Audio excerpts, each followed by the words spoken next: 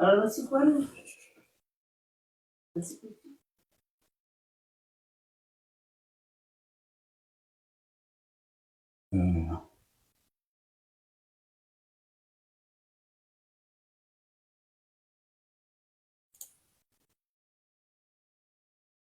mandeha zany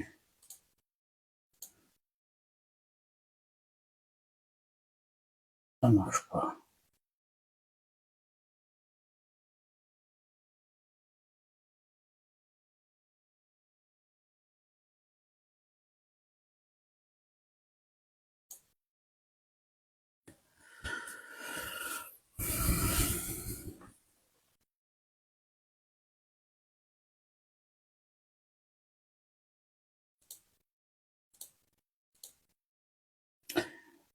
miarabantsika rehetra mialatsiny fa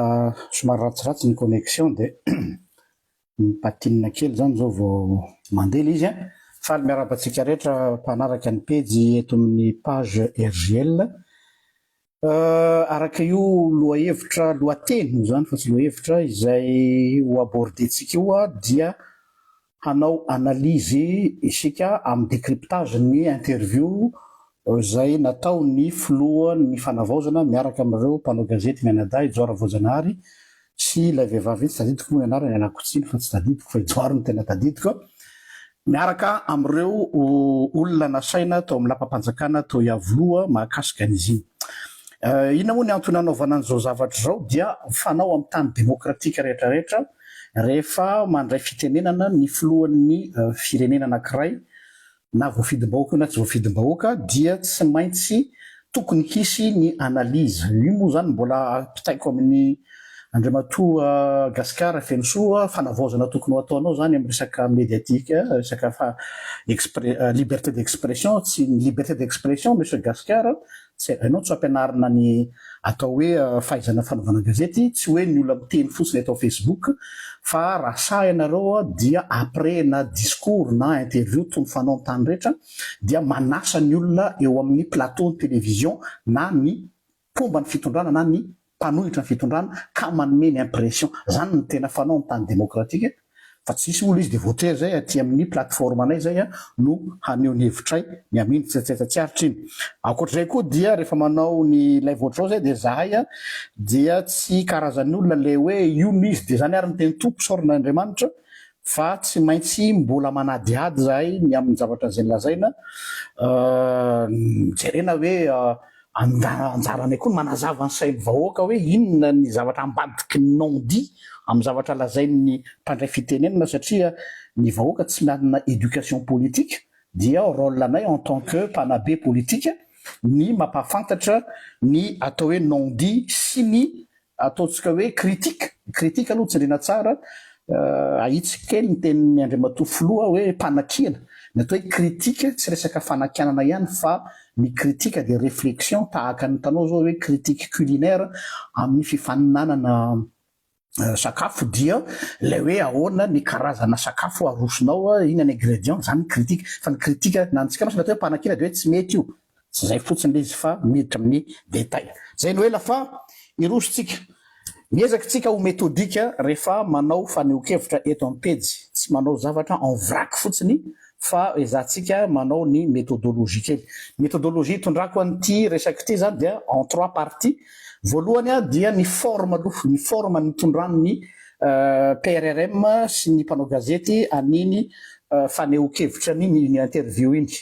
ahoana ny fijeriko ny forme mbola tsy fond fa forme ohatrany rehefa manao soutenance dia ny forme aloha ny resahana deuxième partie dia hiditra amin'ny fond am'izay zay zavatra voatsokako tao anatin'izy ary fahatelo dia déduction hoe zao zany lalana tianao hitondrana ny firenena ary inona ny zavatra manahirana ny saiko manokana sy ny fanorenana miabo manoloana an'izay zavatra zay droit anay ny tena zao satria anao nanao fanambarana amin'ny public raha isika voalohany zany ny côté forme ny forme aloha zany dia niova tanteraka ny style ny assistance nanatrika an'ilay famelabelaran-kevitra na ny interview plutôt c'est fini le feeling génération Z sy ny tanora fa tsisy tanora tsony tao tanora dans le sens hoe ny tanora milaza azo mpitolona fa efa miova ny endriky ny publika nanatrika atao nahoana tiako tenina zany fijeriko azy dia c'est fini ny lanan'ny tanora le opération de charme tamy voalohany le mody mba nanasana andrinikolo ry faneva ema zany hoe nisy figure emblématique malaza nasaina tamy voalohany mba hanehoana hoe ouvert amy tanora fa juste azahoana popularité fotsiny le izy raha natadidinareo tam'izany fotoana zany raha nandray fitenenina mikolo na de mikavivi ary izy dia hitataratra na amin'ny fitsikiny nga président ny refondation fa mikizaka anazy mananiany azy ohatrany hoe adaladala kely zany le boy kely mametraka fantanina zany hoe pour la forme zany de tena enjana be le izy la preuve mo rehefa avy eo mikolo hitatsika nytoy tantara le hoe lazany hoe abrogé sy ny sisa fa nomezana izy tao amin'ny fitondrana satria tsy nisy nilanareo azy fa nataonareo décoration izy mba azahoana ny aval populaire fotsiny sy hoe misokatra amin'ny olona rehetra fa hita am'izay zany hoe iza marina tsy hoe iza marina fa izavy ny tena ao ambadiky ny rideau de mipotra ny tandroany maly moa zany ny ao ambadiky ny rideau on reconnaît certaines figures comme monsieur Adjo efa zadrara toujours passe partout ramse amin'ny politika efa hitanao izy tany amin'ny Andry Rajoelina efa hitanao izy tany aloha tany de aveo izy milaza mpanohitra de aveo izy aty amin'ny refondation ndray nanaitra anahy koa nahita ny Tahina Razafinjoelina izay somary mody ariarinary izy un peu discret mais on le voit quand même naka fotoana mihitsy azy natonga anataraiky satria za le diable se trouve dans le détail ozy vaza tsy mipase inaperçu zany na hatramin'ny disposition na place ao anatina fandraisam-pitenenana filoham-pirenena toko de misy dikany fa tsy hoe ihany mba tiako atao eto fa tao zany izy natsikaritra koa ny mpanolotsaina manokana ny filoha dia monsieur Gérard izay ratsirakista mafana fo ary anisany namolavola anga Andry Rajoelina tamina resaka politika mahafantatra zany tsara ny ratsirakista ministre moa tsy resahatsika zany fa le composition an'ilay olona ao zany dia ahitantsika taratra hoe makaiza sy makaiza ilay fandehany ny zavatra anankiray izay tiako hitondrana an'le resaka le forme fotsiny aloha zany resantsika dia mialatsiny fa mamaky tanareo fa za manoratra ny coprésident ty zany zavatra efa ela mba tiako valiny ny PRRM sy ianareo mpiaradia aminy satria nareo moa mpitondra teniny informel rehetrarehetra en Facebook sy ny fanjakana afaka miteny daholo nareo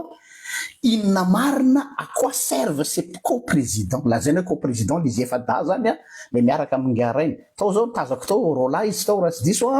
dia ery amy sisiny ery mouveny à quoi servent les coprésidents za zany misy zavatra mampieritreritra ana hoe sa ve compagnon de combat dia niaraka nisy anankiray le hoe niaraka ny gadra dia c'est une manière de le remercier de hoe tokony omena poste amororana place mihitsy izy trapotin dia justifievana par quel texte par quelle logique hatramy voalohany misy ohatramy voangilatsaka le izy reto zany zay dimy deja efa manahirana zany olona anankiray zany sy ny avantage de lasa dimy ny filoha fa za zany mba mangataka hoe mba omeo anay ny job description izy efa da satria ny contribuable malgasy no mandony karama matozy ny contribuable mandony karama de misy zany ny atao hoe tamberinandraikitra misy zany job description andrasana anao sous quel texte si job description mazava ny asan'ny coprésidence matetika masany amin'ny PRRM foana no mitodika ny projecteur fa za mba te antany hoe ahoana reto coprésident anakiefatra reto inona marina sa ve misolo tena fotsiny rehefa tsy afaka ny PRRM mandray fitenenana fa inona ny pertinence n'le hoe fonction zareo eo anatria ny fanjakana zay zany forme anankiray sa ve arak'le hoe akareo le niaraka tany amponja nisy anankiray de hoe récompense loyauté dia omena fahafahapo tsy fantatro fa ny problématika mantsy amin'ny fomba fahitako ny fitondrana firenena eto amitsika de zao hoe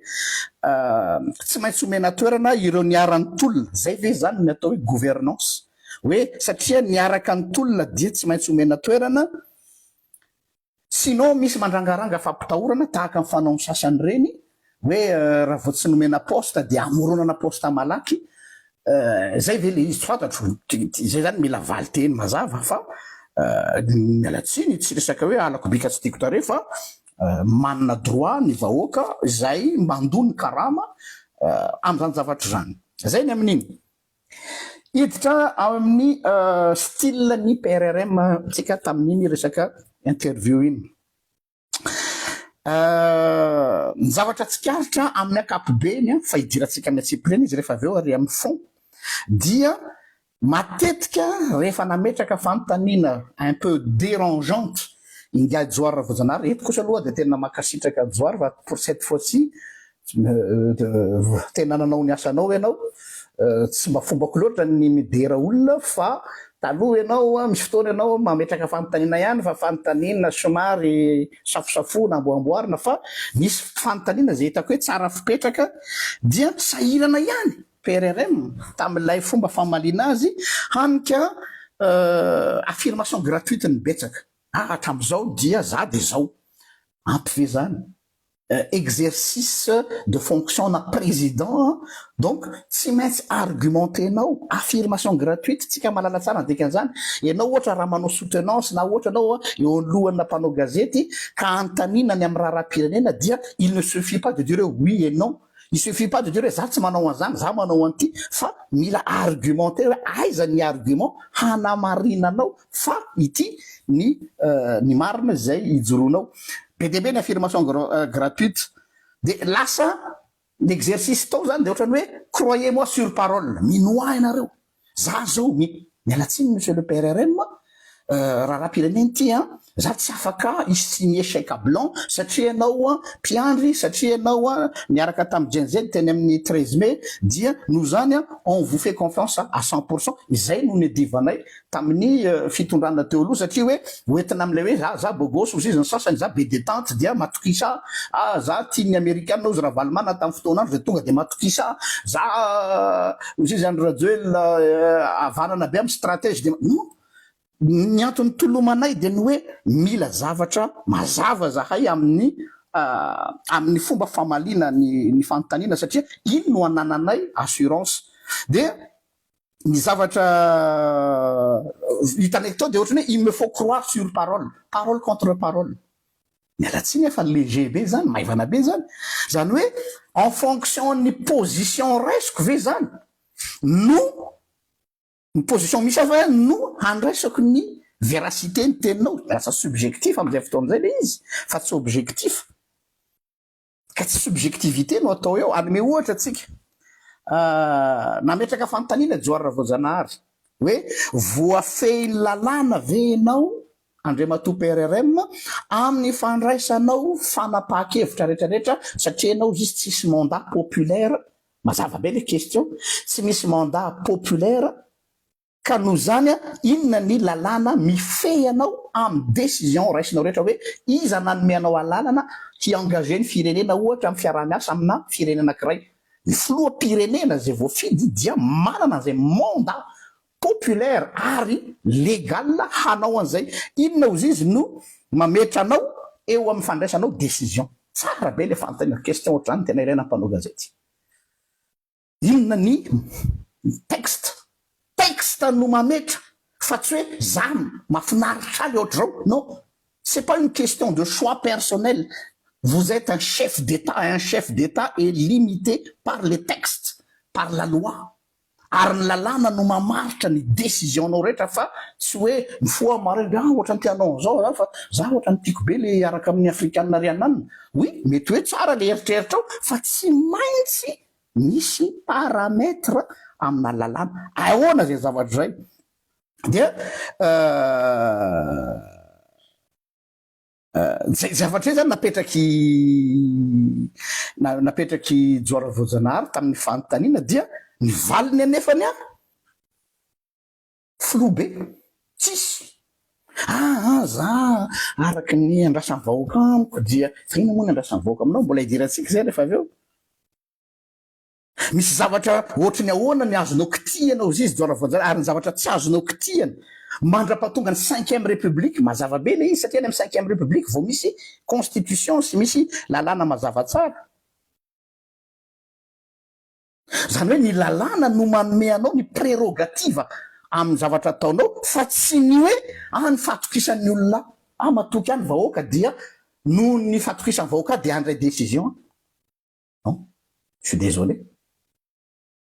tsy resaka hoe za ao an-trano de hoe matokisanareo rakizy fa papa tsy maintsy hikarakara-nareo ekena hoe manana figure paternelle ianao fa firenena ity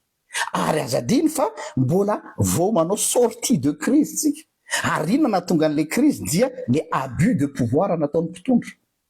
ary zay le abus zay no mahatonga ny hoe inona le balise apetraka ao anananay toky fa tsy misy ny atao hoe abus de notoriété mbola tsy miteny autorité fa notoriété rehefa fiteninay foratra hoe tsy hoe kory hoe enao no mbola atao contre guillemets fa mbola discussion iny enao no nanafaka anay teo ambany vakoan'ny Andry Rajoelina de ça vous donne mialatsiny vous voyez ça vous donne la permission de faire ce que vous voulez non areto ahitsiko ny fiteninareo pomba ny fitondrana hoe nanay rehefa nanafaka anay tamin'ny Andry Rajoelina izy dia tsisy raharahinay an'izany ina dikan'izany hoe zay tiany ataoko satria efa afaka tamin'ny Andry Rajoelina zay fa inona kay moa no natonga antsika hiala tao amin'ny fitondrany Andry Rajoelina de satria lay fomba fiasa de mbola izay ve raha ohatra zany izy qui va reproduire la même chose satria izy nanafaka antsika tao de on va lui donner les pleins pouvoirs ave non io ny problème eto les pleins pouvoirs miatehitra amin'ny olona anankiray dia izy zany no c'est lui qui va faire la pluie et le beau temps mila balise ny fitondrana satria lasa sao isy dérive ary le dérive no manahirana ny magaga ao anatin'ilay fanehoan-kevitra ataoko ohatra de ny hoe mazava ny fitakina nataon'ny mpitolona na ny tanora io nyreny malagasy mihitsy zany resaka eto fa tsy ny tanora ihany za zany tiako avahana am'izay hoe fitakiny tanora mialatsiny aminareo jenjeda fa ianareo no mitarika bien sûr fa efa fitakiny vahoaka malagasy mihitsy no antony resaka eto hoe ohatra hoe raha vao izy ny assemblée nationale dia enao no midamaly eto hoe za tsy afaka maka décision unilatérale fa miandra ny concertation nationale ny andravana natsia an'io assemblée nationale io ok de zao ary ny fanontaniana apetrako de hoe fa maninona no ny fomba ataonareo zany de hoe tsy ravana ny HCC tsy ravana ny assemblée nationale fa solonareo le olona izay metimety aminareo par mesure personnelle dia irenydray zany no ohatrany hoe videna avy ao anatin'le izy fa ilay carrosserie ve zany sa les institutions plutôt les institutions tsy voakitika mihitsy ka inona mafanavozana zany castinina zany amiko castinina no atao pour faire asseoir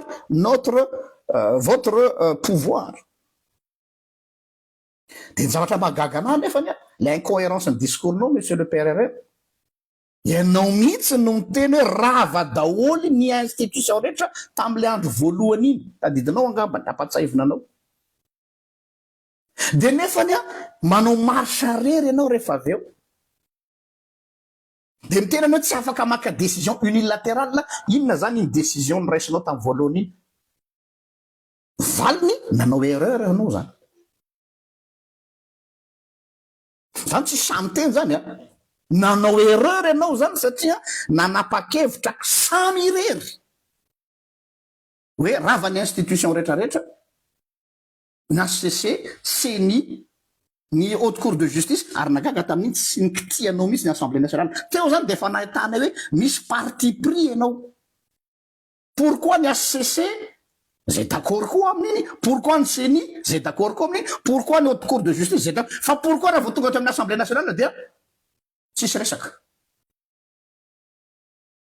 fa zany zavatra fa nakiray mavare question ny joara vojanary faharoa hoe ay de toy an'iny de hoe efa niteny ianao andriamatofolozy izy joara voajanahary fa irava nyzaozao manina anao izy izy a nyemotra tamin'iny ray tateoriny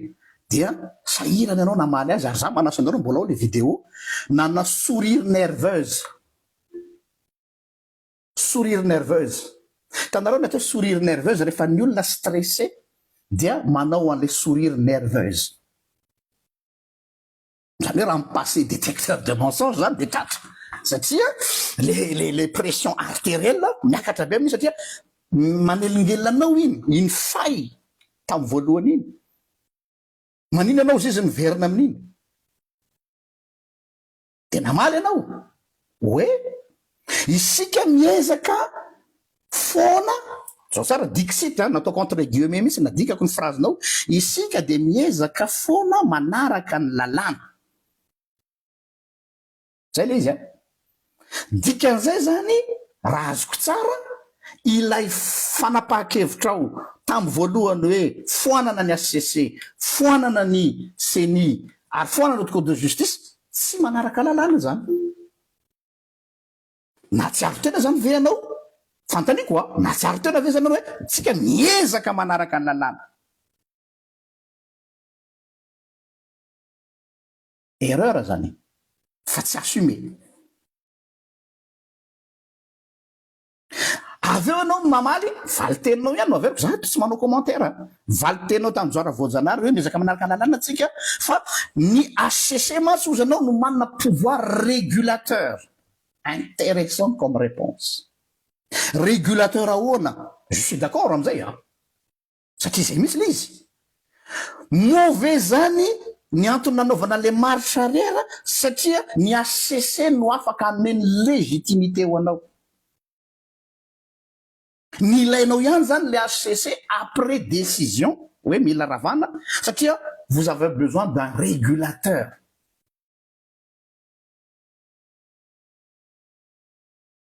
de mifantanina mipetraka zany le hoe raha ohatra ianao tamin'ny fotoana iny nandrava sous quelle loi no sur quelle base nandravanao azy de avy anao nanao marche arrière mazava l'izy mitady course na légitimité na pouvoir dia rehefa azo am'izay le légitimité du pouvoir dia vo asa tsy haiko firy après liny novanareo olona anankitelo andro ariva nazakazana ohatrany sinaikena ny nanovana ny membre ny HCC tam'izay hatramin'ny intervention ny miaramila nisy fa mody zao masitsika samy tratrany amin'ny izy daholo de tia indray zao le HCC vaovao satria mila ovana am'izay en vue de satria anao nyteny tato hoe manomana ny élection ny mission kozy anao ok donc zany miazakazana am'izay hoe vita les légitimation les pouvoirs dia changena am'izay ny équipe gagnante mazava be n'Élysée ho ana zany zany zavatra lazainao zany lazainao dia c'est un demi aveu hoe vita ny ilevana anareo miara-doly am'izay fa tsy ilainy antsony nareo satria tsy logika amiko ny hoe ireo no légitimé anao de aveo nefany ireo no lazaina fa hoe déstabiliser ny firenena mila soloana satria tao anatina quête-na légitimité tao anatina quête-na atao hoe reconnaissance internationale zay mbola resena resaka ny amin'iny zay ny amin'iny mbola forme fontsika mbola tsy miditra amin'ny fond io jereko indray le fond anankiray misy blague de mauvais goût mialatsiny aminao monsieur le président avec le respect que je vous dois exercice de fonction présidentielle no ataonao fa tsy resaka mpianakaviana na resaka bandy akama fa raha mbola mitanina ny titre hoe président ianao dia il faut un sérieux mifanaraka am'le titre zereo le blague de mauvais goût resako vola viay zao izy le madame journaliste no naza reny zarainao amin'ny olona reny de ivereny le vidéo ho an'izay tsy mahita ho an'izay fa nahita fa mety adinareo le détail alohany namalinao azy de nanao sourire nerveuse indray ianao de aveo sahirana anao satria hitako mitady ale valiteny de aveo izao izy raha teo efa nataon'Andriamanitra tia mizara vola azonareo ve lisy vola viaiza reny zarainao ny fitetezam-pahatra reny andre matofo za tsy mamorona revisionner la vidéo dia nanao sourire nerveuse ianao hitamisy anao sahirana ny tananao etsy foana satria miezaka mafy anao mise maîtriser azadino fa zany nianatra fanaovana analyse comportementale chaque détail compte ny mpanao gazety sasany tsy mahita an'izany masy dia avy eo anao nanao blague pour calmer un peu la tension satria hitako hoe tendu be l'atmosphère dia hoe zara teoko hoe fa nataon'andriamanitra tia mizara vola tsy volanao ne hoe raha volanao izy namono io lanao vo maika raha ataoko hoe bravo fa tia mizara vola ny firenena de fa nisy resaka lava be nandeha amin'iny ahoana ty fizaram-bola ty verina indray le revy teo aloha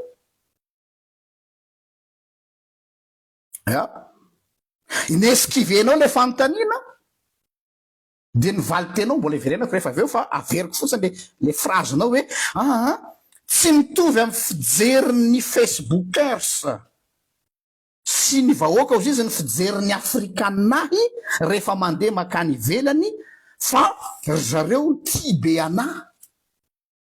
dia te hanampy anay izy zay ve nivaliny hoe aveza le vola sy le vola zaraina de hoe za nandeha rehefa makany ivelany any amin'ny pays africain de ty be anary zareo fa tsy mitovy amin'ny fijerinareo facebookers de reo ty hanampy be anay de ozy izy joara voajanary nandasaka koa joara enao koa lo joara anao mba enao mbola sy ny joara voajanary koa hoe izy zany niatoka ny jet privé anao tsy hoe kory hoe izy niatoka ny jet privé ako fa zareo reo mahita anao hoe panafricaniste za zanaka mpampianatra fonaneny iteny anty tsy hoe mindrana anao raha za nanontaniany mpampianatra ka manontany atao examen oral hors sujet anao na fananiko mihitsy ny mody miresaka zavatra hafa pour éviter la question ohatrany hoe raha notaniana zany de hoe aizakay ny lalana makany Dego Dego re tsara tarepe tena misy plazo manja be de hitanao fa misy hôtel ohatr'izao any dia zao ny plan any zao ny kolotsainany olo any zao ny any de ozy izy le mpanadina hoe tsara zany zavatra tenenao zany fa tsy ilaiko ny fanontaniako aiza ny lalana makany Dego maketsy de makeroa de maketsy de makeroa de tonga Dego za tsy miteny hoe tsara ve Dego c'est un peu comme ça ny fomba namalinao le fanontaniana hoe avy aiza reo vola zarainao rehefa ianao mandeha ny ivelan'ireo de ozanao hoe ka za tia zareo reo fa za panafricaniste mbola iverenako eny rehefa aveo je suis un exégète mbola ho rasarasaiko zay rehefa aveo fa le forme fotsiny tiako resahana hoe vous évitez la question de hoentinao any amina sentimental lalizy émotionnel lalalaovinao any amina émotion ny olona satria fantatrao tsara fa zany tiany olona le émotion tsy mahafatifaty kosa mialatsiny tsy hoentina amina resaka émotion ny firenena fantanina fatelina petraky joara voajanahary ahoana ozy izy ny amin'ny resaka fitondrana anao politika ianao fa izy mieritreritra mbola andray hijanona ny fitondrana samo anao moa le atoko politika hoe le fanilony fanavaozana zay le fanontaniana napetraky joara voajanahary anao ve moa le fanilony fanavaozana sa io ve ny bazenao zay le fanontaniana io ve ny bazenao bazy politika anao zany de vérifie ge de miverina ndray le sourire nerveuse tsy manana parti politika za io comportemental io tsy azo tadinareo Sarkozy rehefa anontaniana nisoroka an'iny manao ohatr'izao rehefa izy ny andaingy moi je suis le président des Français de hitanareo le comportemental Sarkozy tsy mandaingy io vatany io za nampianarina mopera isorako an'le mopera zay za pasteur psychologue izy hoe ny olona ozy izy rehefa antaninao dia ny comportemental corporel et physique dia tsy maintsy manohitra milaza ny marina ao anatiny na dia hafa nylazay ny vavana isorako ale mopera na mpianatra an'izany fa zay mihitsy le nan Sarkozy ohatra zay rehefa mantaniny olo izy manomboka sahirana izy de misoraka iny mietsika samy manana ny tikiny ny olona miverimberina nanalizeko mihitsy à chaque fois misy question maneliny manahirana anazy dia mandeha le sourire nerveuse sy le soupir tsy manana zany atoko politique zany Johara Vojanary defa Johariko moa ngamba izy natsapa fa je vais franchir la ligne rouge de najano malaky le izy fantanina fa efatra napetraky ny mpanao gazety ity ny tena nanaitra eo amin'ny 47 minutes 3 secondes fa niraisiko note mihitsy ho an'izay te amerina hijery le vidéo à la 47e minute 3 secondes ivereny hoe akaiky anao angandre matositeny raha ndrena tsolonaiko fa tohatra ny hoe miaraka aminao foana izy am'izay alehanao rehetra na déplacement international na national sy hoe ohatrany hoe intouchable zany raha zay ngamba lazantsika azy zay ny fanotaniny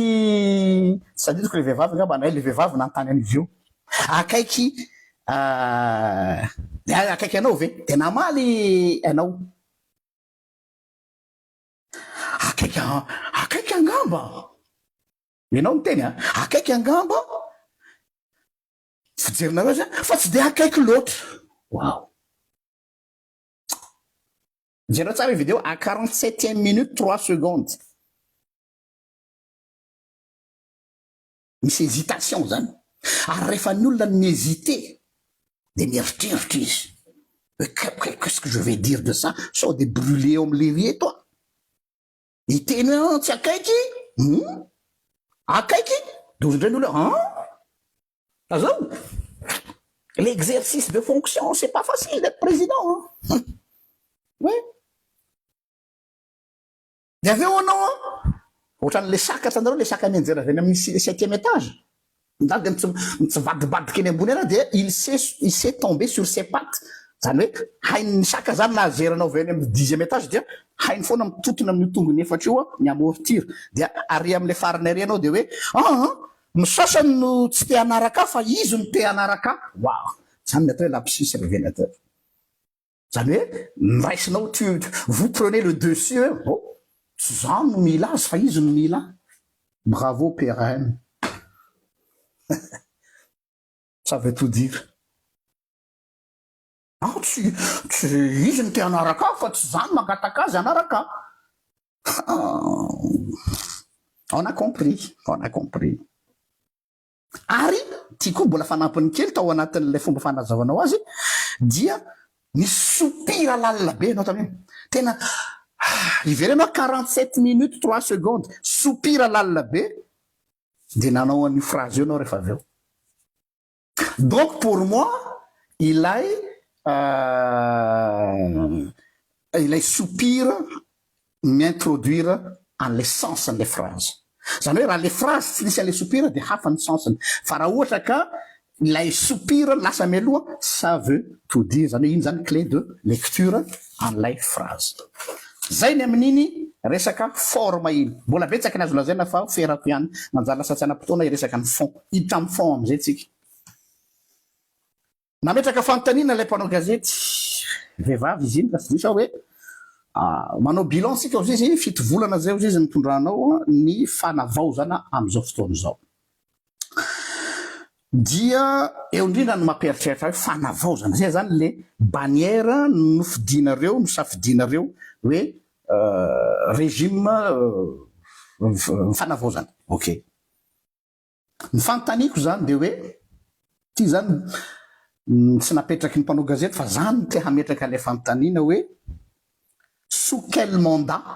no hitondranao an'ilay régime ny fanavaozana sous quel mandat inona ny mandat afahanao mametraka an'ilay fanavaozana ny valiny dia ny vahoaka tsy ny vahoaka fa ny folona teny amin'ny 13 mai mivereno kely tantara manao rappel ny historique sika no nioby anao rehefa nandray micro ianao ka ny teny eo raisiko ve satsia la foule teny amin'ny 13 mai azavaiko la foule du 13 mai n'est pas la population malgache. Io foana mantsy hoe ny vahoaka, qu'est-ce que vous mettez derrière ce mot vahoaka? Ny vahoaka tompoko manomboka hatrany Diego Suarez, Nosbe, ka hatrany Tolagnaro, ary avy any Majenga, ka hatrany Tomasina, ny ampovoany tsy raha saiko tsony zany hoe le entité zany. Ny foule teo amin'ny 13 mai adobe leo any Rajoelina dia il a pris ce qu'il a vu sous sa main. Zany hoe par défaut ianao teo mialatsiny aminao a tsy ianao mihitsy ny tao an-tsain'le folona teo fa hoe ianao no vonona teo dia ianao koa fa vonona raha teo dia zay le izy aza mamita tena tsy resaka fitiavananao personnel fa leo any andro Rajoelina ny olona de nitady ny olona solution de rechange le plus vite possible fa tofoka izy ohatrany reny pisipa miady reny na mpivady reny de tratrany anina ndray de hoe miala izy de mitady takopery fa rehefa aveo amizay afaka le takopery dia mieritreritra izy hoe ary ty pansement ty zany hoe mba norme ihany sa tsy norme fa tsy tiana aloha atao aloha zay anapenana an'le fery zay le zavatra nisy teny. C'était la foule du 13 mai intsaka fa c'est pas la population malgache. Alors apetraka ny nuance de niteny ianao hoe araky ny zavatra nisy eto de miala amin'ny fanao teo aloha. Oui, inona exactement no le fanao teo aloha? Le izy matsy flou be le valiteny a. Inona moa ny problème ny vahoaka tamin'ny fitondrana ny fandimby teto de ity népotisme, oligarchie, impunité judiciaire. Reo fotsiny tsy resantsika ny corruption sy ny sisa. Népotisme, inona zany népotisme zany? Tsy atrano atrano, tsy akamakama. Fantany apetraka am'izao fanavozana zao fe misy an'izany sa tsisy? Nareo vahoaka mamaly azy. Oligarchie, inona ny oligarchie? Mafia no mitondra fa sous-entendre ny mpitondra dia marionnette fotsiny. Fantany apetraka misy mafia avy am'izao sa tsisy? Anareo mamaly azy. Impunité, zala tsy mbola nahita aho olona nalohany vahoaka nanana ny olona alahelo mbola fidinareo filohana vomiera amin'ny assemblée nationale. Tsy tonomboko ny anarana navoakanay teto ny anarana sarana anisany nampivanavana an'ilay mpanao gazety tianareo be iny. Zao impunité, mais fa censé représenter la loi, représenter la loi. De nefany izay no voafidy ho filohany vomiera amina resaka fanajana ny lalàna. Ohatrany hoe mifola amitsika fiangonana hoe ifiditsika ny filohany vokovoko mana de le katry lava no nifidina. Deja lahara olo logika ihany koa satria hoe mila piny izy fa ataotsika hoe ifiditsika fa mpitahiry vola de olona mpanodikodim-bola sy mpangalam-bola no voafidy. Aiza le impunité? Io aneny ne divatsika teo hoe népotisme, oligarchie, impunité. De te ametraka hoe manaova bilan tsy en fonction ny subjectivité anao fa en fonction ny réalité. Misy ve reo sa tsy misy? Inona ny nandrasana taminao? Inona nandrasany vahoaka taminao? Rupture totale amin'ny zavatra nisy teo aloha. Nefa raha zavatra misy am'izao fotoana continuité fa tsy hitako misy le fanavaozana. Zero dolo ny staffinao fa de izy mianakavy no ao. Ary mampametra-pantany iza zany ny firongony rehefa tena tao compte sao de mba le fanavaozana soi-disant fanavaozana. Fa nisy nanao vazivazy zay teto hoe Roberto Tinuca sisany tsy voatery de complet ny avant tenin'ny olona mpanao commentaire zany. Moi j'ai rien contre Roberto, tsy manao olana aminy aho. aiza le hoe fanavozana continuité, aiza le rupture, le établissement mihitsy no nakaleo an'ny gasy efa nisy établissement teo. De jerena andray le staff sasany na le atao hoe mpanolotsaina na le olona miaraka aminao de ozy ianareo hoe mila olona expérimenté ok fa expérimenté amin'inona? Sa expérimenté amin'ny famadiana palitao, expérimenté amin'ny famitahana vahoaka, expérimenté amin'ny resaka politika galifantsy. Jereko le olona niaraka taminao tao anatin'ilay salle d'interview nisy tazako an'izay efa kapotsapotsaka la partout mbola iny any tony hoa le tena toza azimy tsy hita mihitsy anaovana azy fa toujours mahita irika foa.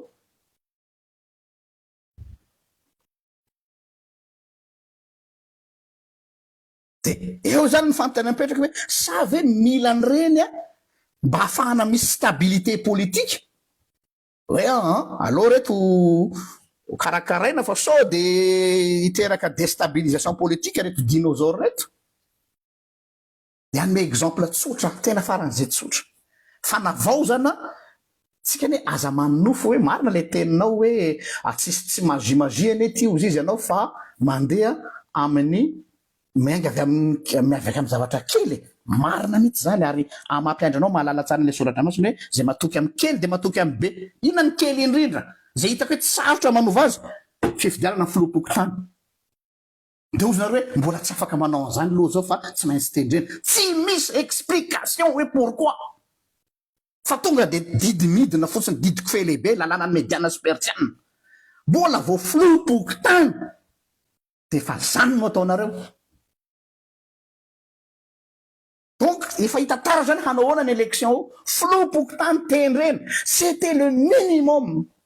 tokony mba raha mba nanatsaina nareo mpanolotsainareo fa rehefa de niaoko tsy mpanolotsaina nareo fa mitady poste fotsiny de tokony hoe tany aloha ny signal farany tsotra nomena vahoaka hoe aloha fidina ny chef fokotany io ary tsahanareo satria fantatrareo tsara fa tsy manana mahay mizy amin'ny fokotany rehetra nareo. Manaraka ny teny ianao Andriamatofilo hoe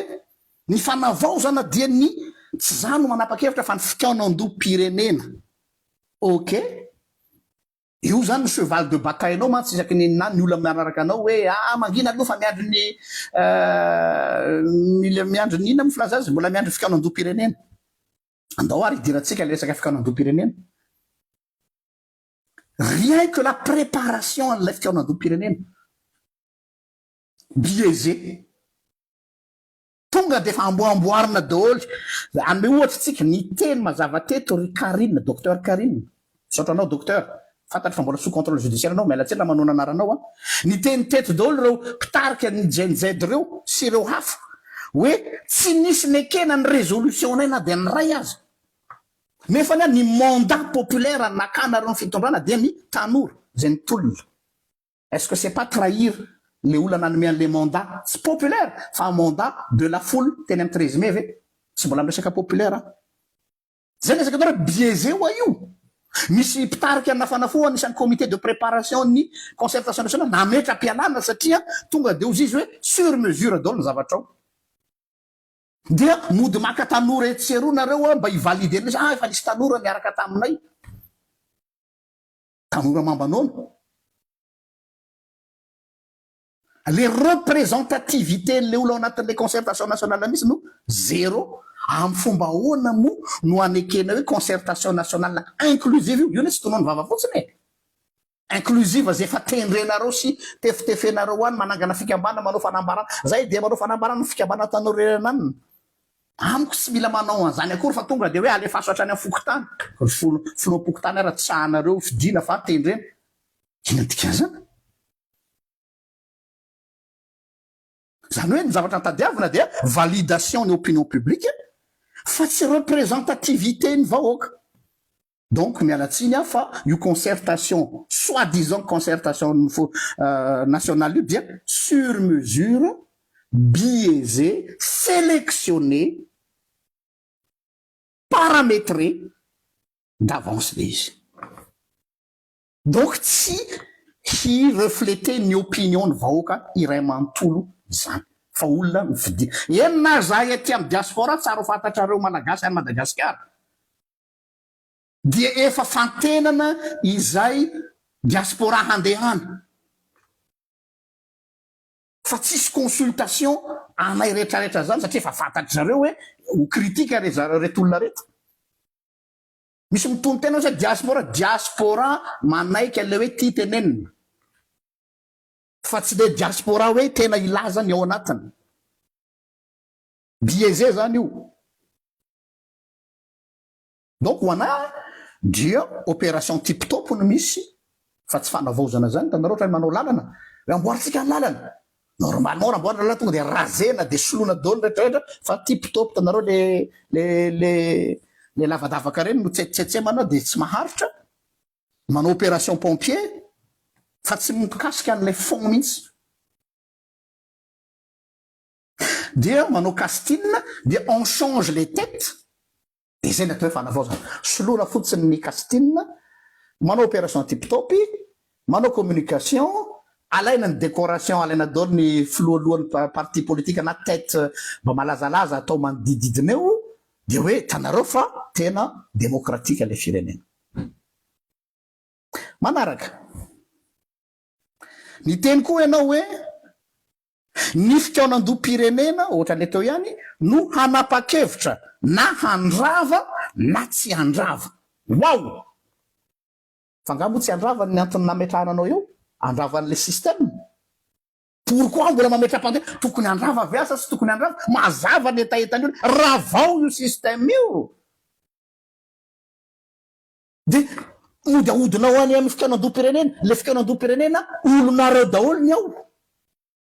de olonareo no hiteny hoe rehefa nanapa-kevitra zay atao fikaonandoam-pirenena de tsy ravana ny zavatra misy fa atsaraina fotsiny de ozanao hoe hitanareo fa zany anaraka ny fanapa-kevitry ny concertation nationale fa izany ao ambadiky ny concertation nationale tsy tokony hipetraka tsony za fantany hoe tokony handrava sa tsy tokony handrava tsy maintsy mandrava satria zay le fanavaozana fa ny zavatra tokony atao amin'ny concertation nationale amin'ny fomba ahoana ny andravahana azy inona ny texte azo atao andravahana azy inona no calendrier anaovana an'izany sy ny sisa sy ny sisa zay no nandrasana concertation nationale inona ny modèle de gouvernance ho ataotsika ho solon'io fa io zavatra io efa tsy manjary PRRM fa tsy aza mametraka fantany hoe mbola tokony ravana ve sa tsy maintsy ravana io raha tena fanavaozana ianao fa hoe inona ny anoloana azy iza ahoana ny calendrier ahoana ny système inona daholo ny choix rehetrarehetra any no andrasana ny concertation nationale fa tsy hoe mbola miandry ny fanapa-kevitra hoe eny sa tsy atopoko mazava ny fitakiany vahoaka ravao tanareo lasa mifamitaka de lasa ahodinareo hoe ny concertation nationale ve no fahefana ambony sa ny vahoaka zay koa mbola apetrako antany anareo vahoaka malagasy move sika vahoaka malagasy manaiky ho ambanin'ny fanapa-kevitra ny concertation nationale nefa le concertation olona voafidy no tsongaina élite etsero fantatrareo ihany fa ahoana ny fomba fandefasana ny invitation iza daholo no ao nareo ato mba amboaboarika eny ny ato nareo diaspora ato mba jerijereo zay mba modéré eo fa tsy le ohatran'ny Jean-Luc tête brûlé reny nareo ato ananato mba le ohatr'zao donc zay mialatsiny ny vahoaka no ambony no ny concertation nationale zay le zavatra anankiray zay mampieritreritra anay hoe fandravana no andrasan'ny olona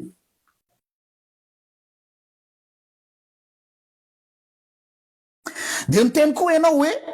ravaony zao hoe ny teninareo zafady ozy ianao hoe fangatahanareo vahoaka le hoe ravaony zao sy ny zao fehezany lalàna zany ozy ianao fa tsy afaka mandravandravana zao rehetra eo indrindratsika zao ary tena marina ny teninao hoe mila fehezany lalàna ny fanaovana an'izany de ny fanontaniako de zao hoe inona ary le lalàna ampiasainareo am'izao fotoana zao eo amin'ny fanovanareo ny ekipa ao amin'ny ohatra hoe ny ACC sur quelle loi ahoana ny lalàna ampiasainareo ny amin'ireo fanovana olona ireo zay ny zavatra nantenainay de ity voarodana rajoelona teny amin'ny 13 mai za zany tena ny teny mihitsy mialatsiny aminareo jenjeda fa voafitaka hatramin'ny voalohantsika voarodana rajoelona teny amin'ny 13 mai ny zavatra nandrasana tamin'iny de hoe conclave ianareo miaramila ny nandrasanay hoe tonga de tereo ny parti politique ny société civile ny fiangonana ny JNZ midy atrano ambeny basy tsisy mivoaka eo raha tsy misy résolution mivoaka zay ny nandrasana tamin'ny colonel Michael sy ny Capsat tereo ireo mpanao politique reo ikaondoa conclave vita ny conclave zay vao mivoaka ny fanapahan-kevitra de ahoana nitondrana an'le firenena fa teny amin'ny 13 mai voazo vonadobena hoe izy no mitondra de ajanony am'izay le 13 mai fandana miverina mianatra vo ny teny aniny izy de zay vita tokony tsy nanaiky aniny mihitsy ny JNZ tamin'ny voalohany hoe ajanonay ty 13 mai ty raha toka misy conclave ny suite logique an'iny conclave aloha de nareo miaramila ny garantir an'le conclave azo tomina mihitsy andao réquisitionnena ny vahoaka lasa andao any panorama ve na je sais pas andao ary tsy haiko izy toerana en palais des sports ngeda be de ao tsisy mivoaka atao raha tsisy résolution de ny résolution hatramin'ny hoe iza nitondra an'ilay transition fa tsy manendry tena zay ny problème teto hoe donc ny semanay de hoe ianareo miaramila ny nantenainay taon'ity ny fotoana iny tonga de hoe mitsahatra daholo aloha ny institution rehetrarehetra satria tsy manjary zay miaramila zao no mitondra ny baolina ary tena faly za tamin'ny fotoana iny ny andraina ndraiky ny miaramila idina trano manao conclave voaka ny résolution de gouvernance ary tsy mivangongo amin'ny olona anankiray intsony ny fahefana zao a miandry ny fanapahan-kevitry ny père Remadoly ohatra hoe miandry ny papa hamoaka ny tsy haiko encyclique izay ny lehilahintsika tamin'ny rajoelona teo hoe miandry ny sitrapony andro rajoelona daholo de iny anao tenininy de mbola zay ndray ve ny schéma averintsika zao tsy zakatsika malagasy ny mampivangongo fahefana amin'ny olona anankiray tsy zakatsika na hitena anao haka mila miezaka mba mila ao zao non tsy zakatsika io le pouvoir est brûlant c'est un feu zay ny fandimby teo hitanareo daholo fa mba nanana eritreritra tsara fa mivadika atodoa daholo rehefa tonga amin'ny fitondrana matsiro loatra le volaka donc ny zavatra tokony nandrasana tamin'iny de hoe ahoana ny atonga an'le fahefana tsy vangongo amin'ny olona anankiray ary inona lay résolution de gouvernance de transition mandra-pahatonga an'iny de hoe jara nandrasako hoe direction militaire de mandra-pahatonga ny fifidiana am'izay fotoana zay raha te hilatsaka izy de afaka milatsaka fa izao a sady juge et parti ianao tsy lasa mihitsy ty hoe andeha angataka any amin'ny ohatra misy zavatra mijangana de zareo hoe zavatra misy eto amin'ny Facebook sy any amin'ny fiarahamonina andeha angataka any amin'ny PRRM zay hoe mba homezo rano zay angataka amin'ny PRRM zany hoe tsy le système tsony zany ny garantir ny survie sy ny fonctionnement le firenena fa olona ianao nga hoaraka na de mana bonne volonté tsy hoaraka ao na io e maro zanaka trano anao a mitomany ny atsy marary kibo ny atsy voansery ny atsy marary andoha atsy tsy hoaraka ao io donc zay zavatra zay no nangatahana hoe ahoana io zavatra io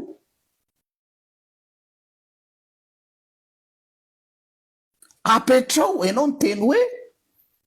zaho zanao garant ary zay ny tena izy garant ny fanavaozana anao fa tsy monarque ny zavatra misy am'izao a fitondrana monarque hoe miakina amin'ny fahatsoram-pon'ny mpitondra zay misy zany tena zavatra mila nyravana teto Madagasikara hoe tsy ny fahatsoran'ny pon'ny mpitondra no hitondrana ny firenena fa ny fametrahana an'le système mba hiassurena an'izy tsisy olona hisalovana an'io tsony ny tolona nataontsika teto dia ady amin'ny tirany ady amin'ny dictature ny mpitondra sa ve zany no ataontsika de mivavaka ozy vavaka atsika mba homen'andriamanitra mpitondra endry de raha sendrany tsy endry mihitsy zany de inona ny zavatra hitranga fa mila balizena le mpitondra mila ferana ny fahefany fa tsy miandry mesia no andrasany eto zany toizako ihany de nitengainao hoe zaho ny mission nomena ozy ianao dia anomana ny fifidianana ekeny rehetra marina loatra fa de ametraka fanontaniana hoe quels sont les paramètres pour qu'une élection soit inclusive ary ekeny rehetra de zao navalinao an'ny misy nametraka fanontaniana ianao ve mieritreritra ny mbola ilatsaka normalement anao tsy tokony ilatsaka raha ohatra tsisy de hoe zany hoe miaramila ozy ianao ka rehefa omena baiko handeha hanao na de andeha hitsipona fako aza de ataoko zany sy ny sisa metinao tany am'izay le resaka de aveo hoe de na fetsifetsy le mpanao gazety de hoe na irahana hitondra firenena de eko ozy ianao tratra le mpanao gazety zany hoe vous jouez avec les mots hoe raha angatahana rehefa nyteneninao koa moa zay hoe raha angatahany vahoaka hitondra angatahana en tant que militaire ozy ianao de fantany apetraka hoe mova ny militaire angatahana hoe iza no manombaiko ny militaire andeha hitondra amiko efa mazava be zany misy allusion zany de nefany enao miteny hoe za de nanomana fifidianana ny missionko de possible ve ny hoe sady organisateur ianao no candidat hafandray hoe efa teo am'le régime ianao dia président sortant ce qui peut logique nefa mbola mamitsy ampelana moa araka ny lalàna fa aiza zany ny garant ianao miteny hoe garantie aiza ny garantie am'zany ny atao hoe neutralité ny état traiko fantanina mana ny teninao ndray nantany ny olona hoe ahoana réperquisition sy fanagadrana sisy hoe zay tsy manao valifaty politika zay tsy managadragadra olona fahatany zany fa ho an'ny olona zay mahay miaina ihany de ireo tsisy ninina anjo azy lasa be ny saiko ina moa le mahay miaina le olona mahay miaina dia nazavainao le izy hoe ohatra hoe manohy ny asany ny mpandraraha manohy ny asany mpanao politika fa amy tokony ho izy ina le tokony ho izy de niteny anao hoe zay tsy manakiana tsy manana eritreritra anonga-panjakana zay koa le izy de lasa be saiko zany hoe ny atao mpanonga-panjakana ve zany aminareo de zay olona manakiana ame ohatra fotsiny zao hoe ny député Antoine zao nametraka n'lay requête iny teny amin'ny assemblée nationale zay manaraka ianareo ihany teny hoe io ny régulateur sa tsy régulateur ny HCC tenao ne zany andre matofo hoe régulateur de nanatitra ny doléance ny teny amin'ny HCC zay régulateur aveo anefany mivoaka note hoe tentative de déstabilisation du pouvoir mais attendez rehefa iza zany no mampiasa ny HCC de hoe régulateur fa rehefa iza no saisirany HCC de hoe tentative de déstabilisation de poids de mesure zany sa rehefa miteny an'zany zay de lazaina fa mpanakorotana zay ne ty zavatra ty hoe soyez cohérent amy zavatra lazainareo e il suffit pas de dire hoe zao hoe zay mahay miaina tsy mahay miaina ve zany zay raha manao an'zany sady atao mahay miaina de hoe misaligné aminareo miara-dia aminareo bras dessous aminareo de hoe mahay miaina kosa savy zay ve reto mpanao politika le tonga atao iavoloha reto mahay miaina de mahay misitrisitrika any dia atao aloha zay mba tsy ratsiratsy endrika fa ianao ihany teny hoe lapsus révélateur le teninao ndre matofolo reo ane samy manakajikajy ny politika reo zany le mahay miaina le mody tsaratsara velatsy dia ena ndre matofolo nefa ambadika ao tsy alova ve ohatra anay tony tonga de arangaranganay hoe tsy mety ty zao ty to zay ohatra asasany reny modimody tsikitsiky hypocrite nefa fantatrao zao ianao mahalala tena za samy teny hoe ianao andre matofolo mahalala ny intention nreo olona reo tsy tena zavatra betsaka fantatrao tsara ny intention nreo fa tsy tonga teo aminao zany reo pour vos beaux yeux fa mahay miaina zay zany atao mahay miaina karaha zany natao hoe mahay miaina za aloha tsy mahay miaina raha zany za tsy haiko zany manao hoe modimody nefa aveo tsy d'accord am'le izy saiko zany soit je suis eto soit eto fa tsy hoe araky ny teniny rizatrama miaratsiny aminao raha la hoe ianao milaza fa hoe za tsy manohitra ny za tsy manohatra ny filoha fa manohitra ny régime aza hypocrite ozy tsy sa ka tsy hypocrite izy rija fa zany natao hoe mahay miaina zany nitezana ty fireneny ty hatram'izay mila mpanao politika mahay miaina fetsifetsy kely manao kotifetsy sy maka zay tsy mahay an'zany aloha zay tsy mahay miaina tsy manina atao sauvage ary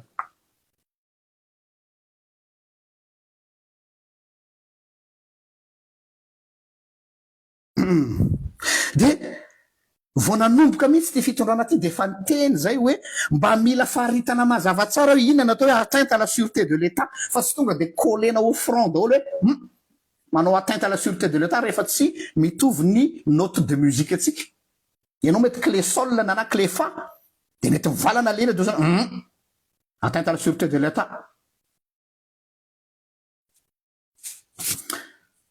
toizako ihany mamaraparana ialana tsiny fa lavalava le izy satria lava le fandraisam-pitenenana nataony nisy fanontaniana napetraky ilay vehivavy journaliste iny a hoe vola viaiza no laninao am'ireny fitetezam-paritra reny ka zarainao amin'ny olona ohatra hoe dimapolo tapitrisa mifoky tany mazenga tany tomasina koa izy zay raha tsy diso anisy a vola viaiza ozy izy no laninao am'ireny fitetezam-paritra ireny rebelote misainto be ianao namaly an'le ramatoa iny a sady avec les sourires nerveuse encore une fois ary misy hésitation satria de ala volé nametraka fanontaniana fandroan'le vehivavy iny raha tsy disa hoe mizara vola ianao izy a dia avy izy reny zany namerina ndray izy satria tsy haiko inona natonga azy nefa fa mipetraka rehefa te de mbola nasiny fandroany de iverenako am'izay le resaka hoe panafricanisme de namaly tsara ianao tam'izay fotoan'izay hoe azonareo antanina ny cour des comptes fa ny mazava tsara sisa ok c'était habile comme réponse fa saingy tsy tokony teny anty phrase manaraky ty anao fa lasa tonga dia nandravan'le teninao iny si j'étais à votre place de najaniko teo hoe mangarara ny fitantanam-bolam-panjakana ny déplacement quoi antanio cour des comptes antanio ministère du budget finance et tout ça c'était la réponse classique politique diplomatique classique fa saingy napinao hoe ela ketraka kely aho ozy anao hoe rehefa mandeha any am'ire tany afrikanina reny aho a de misy olona tia iza tsy précis be de be ny te hanampy gratuitement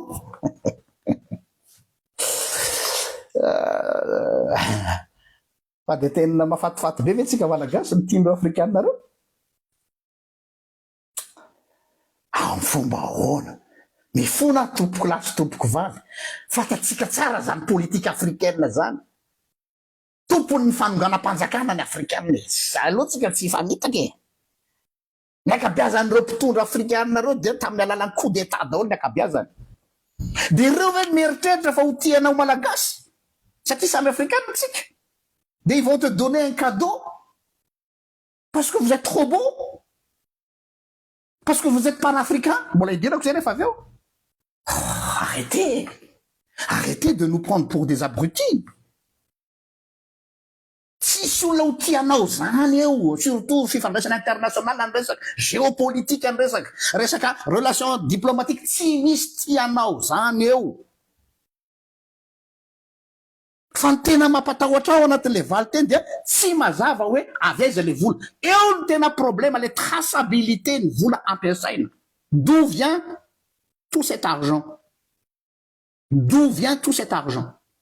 ary raha ohatra ka misy vola be mikarana ohatrany ampiasaina nefa ianao ny teny hoe tsy manam-bola tambola-panjakana tamin'ny premier jour nandraisanao fitondrana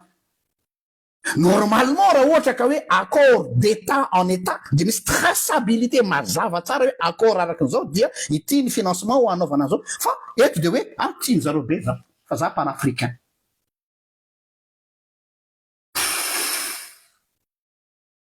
de lasa ny saiko hoe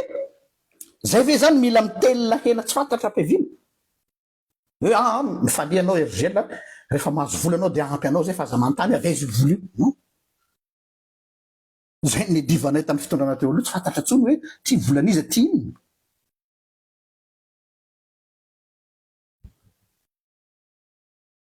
donc tsy mazava le sorabola hoe avy aiza ary mazava be tanareo anome ohatra anareo fotsiny za tsy mitena zay izy fa anome ohatra anareo fotsiny za zao sahirana dia rehefa sahirana dia mila mindram-bolany amin'ny banky dia mandadilady any amin'ny banky tena mba vonjeo raha olona fa sahirana zao tozany banky hoe c'est pas posé tsy tia alala anao fa aiza ny antoka hoe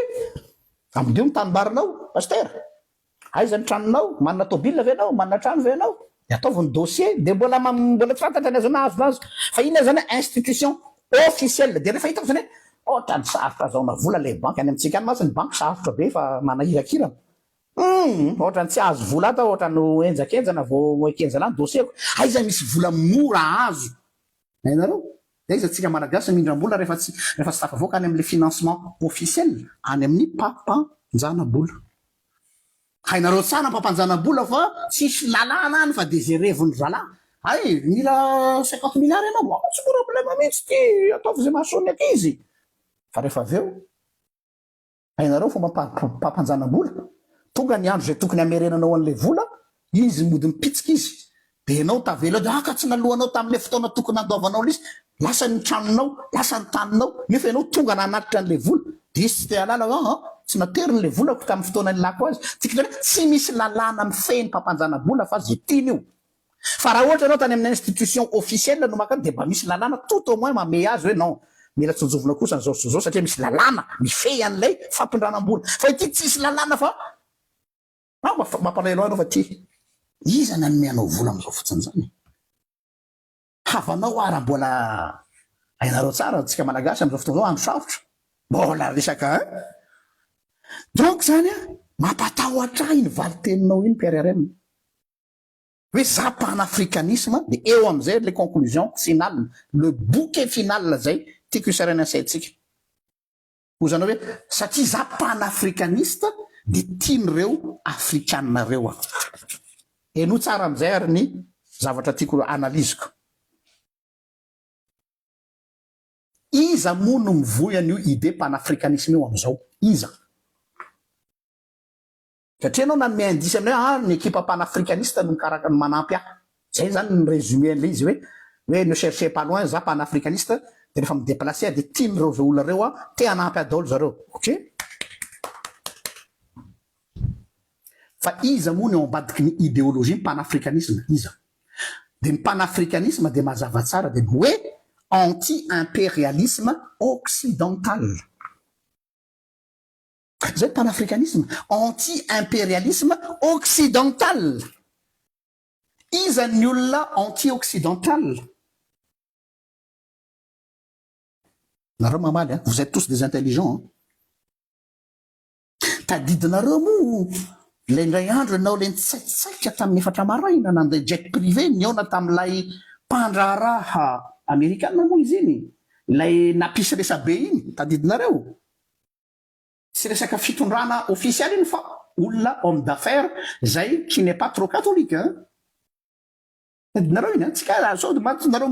le mémoire collective avaoka matsy mora dino fa za mampatsiaro faharoa mialatsiny aminao andre mato prime ministre fa information ty zay ho lazaiko eto hoe tamin'ny prime ministre nakany amerika izay lazaina neverina hoe niona tamin'ny fitondrana ny Trump ny administration Trump le niona tamin'ireny le mpandraharaha reny dia araky ny source azonay dia tsy misy représentant ny administration Trump tao fa homme d'affaires akaiky ny fitondrana ny Trump samihafa zany hoe niona tamin'ny mpandraharaha akaiky ny administration Trump fa tsy niona tamin'ny administration officielle de Trump pour vous dire hoe ohatrany ahoana zany ny fandehan'ity tantarintsika ity formel ve sa informel ny vola miodinao Madagasikara am'izao zay ny fantaniko j'ai pas de réponse ny formel masy dia azo tracena tsara ny informel dia tsy fantatra ary io no mampatahotra raha misy zany de iza zany no miatokaina ny am'izay vola ampiasaina. Inona ny tambony?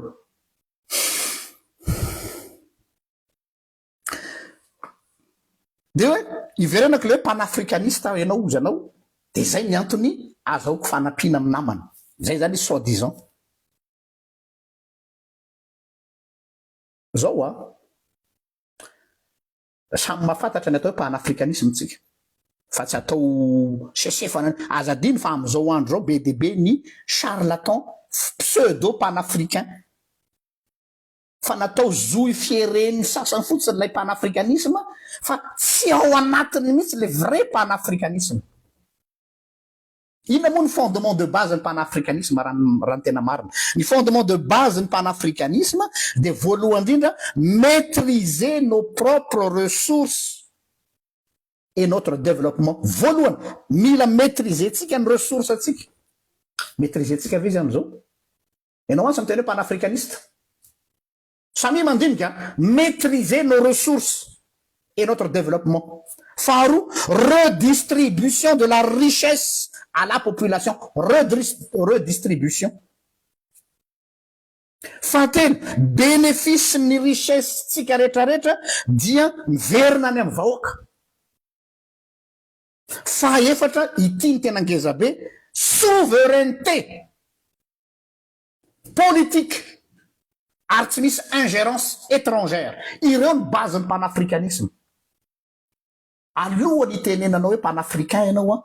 il suffit pas de dire hoe I like Thomas Sankara, I like Ibrahim Traoré, I like Kadhafi, I like Lumumba. C'est dans le cœur le panafricanisme. Et c'est dans la souveraineté de l'État. Fa ny théorinareo de ny exploité daholo anome ohatra anareo am'zany Kemi Sebahany be nay reny milaza azo panafricanisme nefa efa fantatra ny ao ambadikany. Mila mahay manavaka tsara tsika ty ve tena vrai panafricain sa olona manao fialokalofana fotsiny mba afahany mandray fitondrana. Averiko maîtriser nos propres ressources. Redistribution de la richesse any amin'ny vahoaka. Souveraineté politique ary tsy misy ingérence étrangère. Anjaranareo vahoaka ny tsara. Zay ve ny zava-misy ao Madagasikara.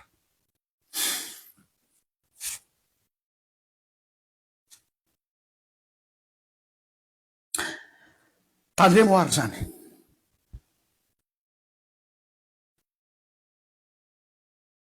Ny farany tsy hanome leçon d'histoire eto akory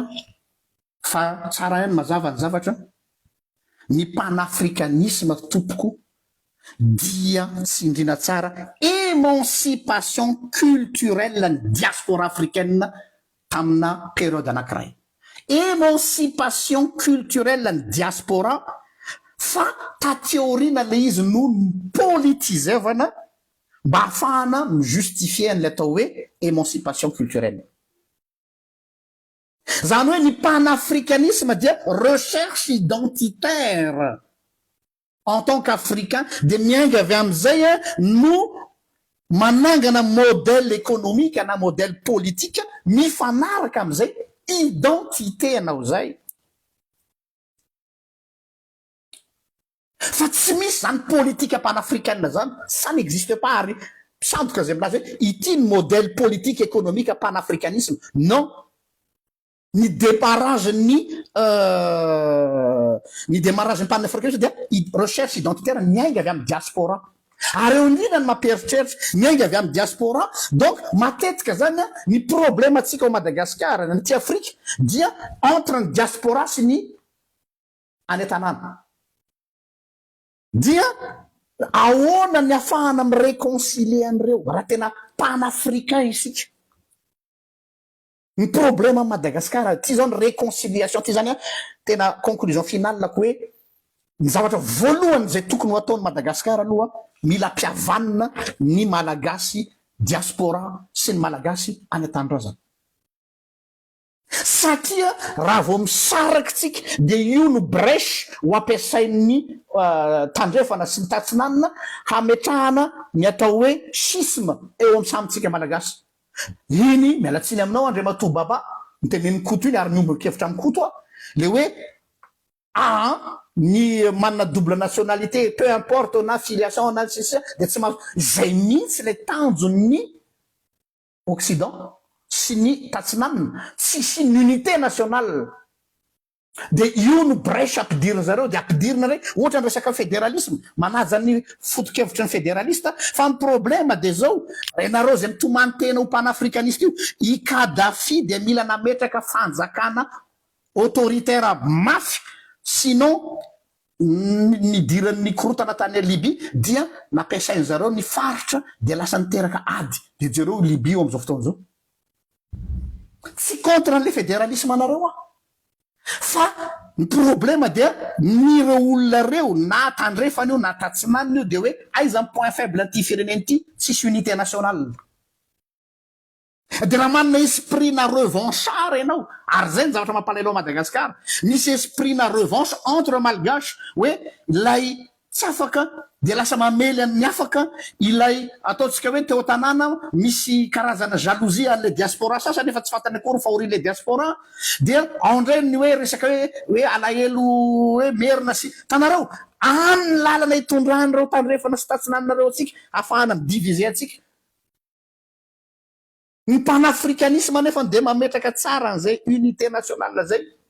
miainga avy amina recherche identité atsika inona le recherche identitaire ny malagasy za manokana zany a sy ny fanorenana miaby de nanay zavatra reto ny zavatra mamaiky anay voalohany raha mba misy moyen ahafahana manao an'izany ao Madagasikara voalohany mila angonina ny historien malagasy digne de ce nom andao ny malagasy ampiavanina aloha fa ampidivany olona atsika ampiavanina amin'ny tantara atsika resaka hoe régionalisation sy ny resaka diaspora ary ny resaka valalam-piandrofasany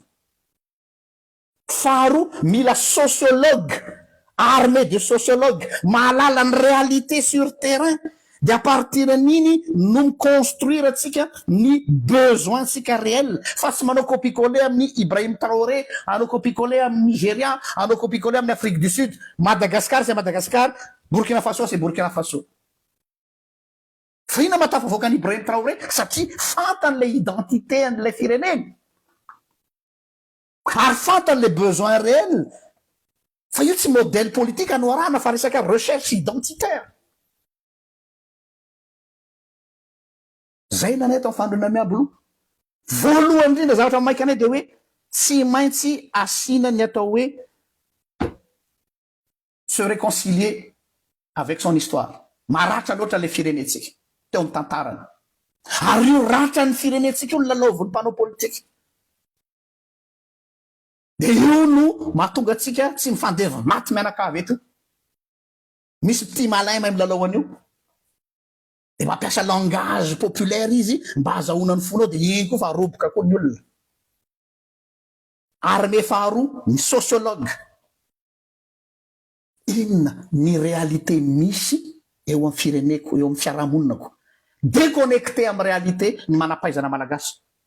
aka zay sortant PhD avy any Harvard zay sortant PhD avy any Massachusetts zay avy any Silicon Valley oui tena tsara ny fahaizanao fa izao niverena amin'ny réalité ny gasy inona le makarary ny gasy sociologue mahalala an'io ny mpitaiza vahoaka vity zay vao mihina ny modèle économique nihetsiky nareo économiste manampaizana zany nandrasana tam'le conclave on a raté l'occasion de faire quelque chose de très bien mais hélas fa raha mba tonga de tamin'iny teny amin'ny 13 mai tonga de nidina tao anaty trano daholo de napetraky zany de fa izitsika ohatr'izay zay ngambany fa lava be ny teny fa manjary sao de very indray ny kely efa mba tafita de misaotra anareo fa tsy afaka mbola nanao an'izay a lay ilay tamin'ny latsinainy sy tamin'ny alahady satria mbola tao anatin'ny raharam-piangonana fa de zao vao afaka ny visionné an'iny vidéo fa hitako kely fotsiny nanao